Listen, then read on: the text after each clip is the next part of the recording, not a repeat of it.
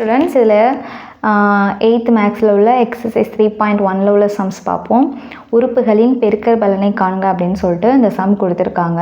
So இந்த மாதிரி கொடுத்து பெருக்கற் பலன் கேட்டாங்கன்னா முதல்ல வந்து இந்த குறி எல்லாத்தையுமே நம்ம பெருக்கணும். குறி எல்லாத்தையும் பெருக்கணும் அப்படின்னா அந்த மைனஸ் ப்ளஸ் இருக்கு இல்லையா, அதுதான். இப்போது ஒரு ப்ளஸ் ஒரு மைனஸை பெருக்கணும்னா மைனஸ் வரும். அதே மாதிரி ஒரு மைனஸ் ஒரு ப்ளஸ்ஸை பெருக்கணும்னாலும் நமக்கு மைனஸ் தான் வரும். இதுலேருந்து நம்ம என்ன தெரிஞ்சுக்கிறோம்னா ஒரே குறியை பெருக்குனா ப்ளஸ் வரும், வேறு வேறு குறியை பெருக்கணும்னா நமக்கு மைனஸ் வரும். இதான் அதுலேருந்து ஷார்ட்டாக நம்ம தெரிஞ்சுக்கிறது. இங்கே பாருங்கள், மைனஸு அப்போனா ஆன்சர் வந்து ப்ளஸில் வரும். அதே மாதிரி ப்ளஸ்ஸு அப்படின்னா ஆன்சர் வந்து ப்ளஸில் தான் வரும். பட் ஒரு ப்ளஸ் ஒரு மைனஸ் அப்படின்னா நமக்கு ஆன்சர் மைனஸில் தான் வரும். ஓகேவா? அதுக்கப்புறம் நம்பரை பெருக்க போகிறோம். அதுக்கப்புறம் இந்த ஆல்ஃபபெட்ஸில் இருக்குல்ல அதை நம்ம பெருக்க போகிறோம். ஃபஸ்ட்டு இந்த சம் செய்வோம். இதில் வந்து பெருக்கற் பலனை கேட்டிருக்காங்க. அப்போ நம்ம இதை எப்படி எழுதலாம்? -2mn இது ஒரு உறுப்பு into 2m the whole square இது ஒரு உறுப்பு. அடுத்து தேர்டில் வந்து -3mn அப்படின்னு கொடுத்துருக்காங்க.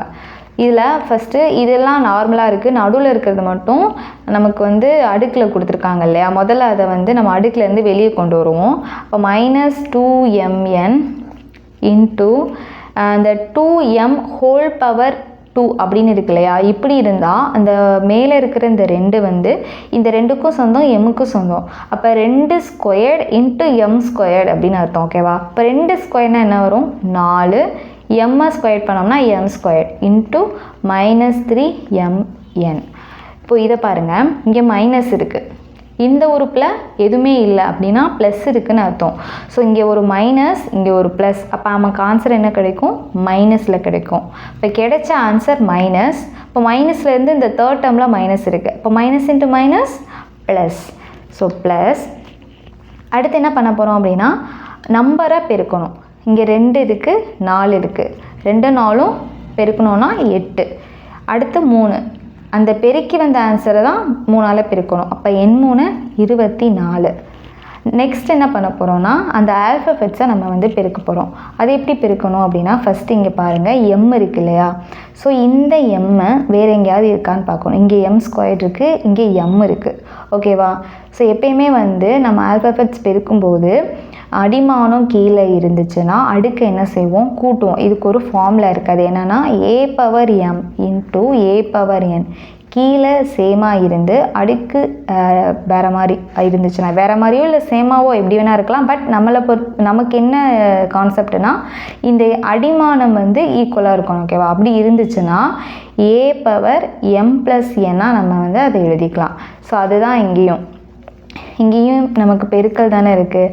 அப்போது இந்த எம்முக்கு பவரில் இருக்கிற எல்லாத்தையுமே நம்ம வந்து ஆட் பண்ணிக்கலாம். அப்போ m பவர் இங்கே 1 இருக்குது, m பவரில் ஒன்றுமே இல்லைன்னா 1 இருக்குதுன்னு அர்த்தம். இப்போ 1, இங்கே வந்து 2, அப்போ 1 + 2 3, இங்கே வந்து எதுவுமே இல்லை, அப்போ 1 இருக்குது. இப்போ 3 + 1 4. So m power 4.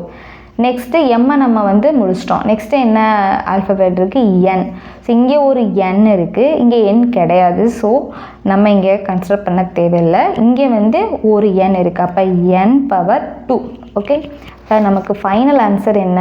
24 m power 4 n squared தான் நமக்குரிய ஆன்சர். ஸோ இதே போல் செகண்ட் சம் செய்வோம். செகண்ட் சம்மில் வந்து இந்த மாதிரி கொடுத்துருக்காங்க. ஸோ இதில் நம்ம எப்படி எழுதலாம்? ஃபஸ்ட்டு பெருக்கற் பலன் கேட்டிருக்காங்க. அப்போ இதை நம்ம பெருக்கல்ல எழுதுவோம். Into -3xy³ into x² y².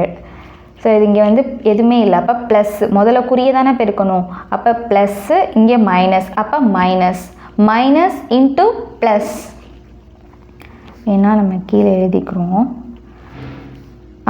ஒரு ப்ளஸ் ஒரு minus into plus minus. So நமக்கு ஆன்சர் வந்து மைனஸில் கிடைக்கும். நெக்ஸ்ட்டு நம்பரை பெருக்கணும். இங்கே 3, இங்கே எதுவுமே இல்லை, அப்போனா 1 இருக்கிறதா அர்த்தம். ஓகேவா? 3 9, 9 இன்ட்டு 1 9 தான், 9. நெக்ஸ்ட்டு x² இருக்கா, ஸோ எக்ஸுன்ற ஆல்ஃபபெட்ஸ் இருக்குது. ஸோ நம்ம அதை கன்சிடர் பண்ணுவோம். இங்கே ஒரு x² இருக்குது, இங்கே x இருக்குது, இங்கே x² இருக்குது. இப்போ x பவர் நம்ம என்ன பண்ணுவோம்? இந்த மாதிரி இருந்தால் அடுக்கில் உள்ளது எல்லாத்தையும் ஆட் பண்ணுவோம். இப்போ 2, இங்கே எதுவுமே இல்லை, அப்போ 1 இருக்கிறதா அர்த்தம். 2 + 1 3, 3 + 2 5. அப்போ x பவர் 5. அதே மாதிரி y, இங்கே என்ன இருக்குது? 1 ப்ளஸ் 3 அப்போ 4 4 ப்ளஸ் 2 அப்போ 6. இப்போ நமக்கான ஆன்சர் என்னென்னா -9 x⁵ y⁵6. அடுத்து தேர்ட் சம் பாருங்கள். LBH இது மாதிரி 3 வேல்யூ கொடுத்துட்டு L × B × Hன்னு கேட்டிருக்காங்க. ஸோ முதல்ல L × B × H எழுதிக்கிறோம். 4pq² × -3p² × 2pq³ அப்படின்னு கொடுத்துருக்காங்க. முதல்ல நம்ம குறிய பெருக்குவோம்.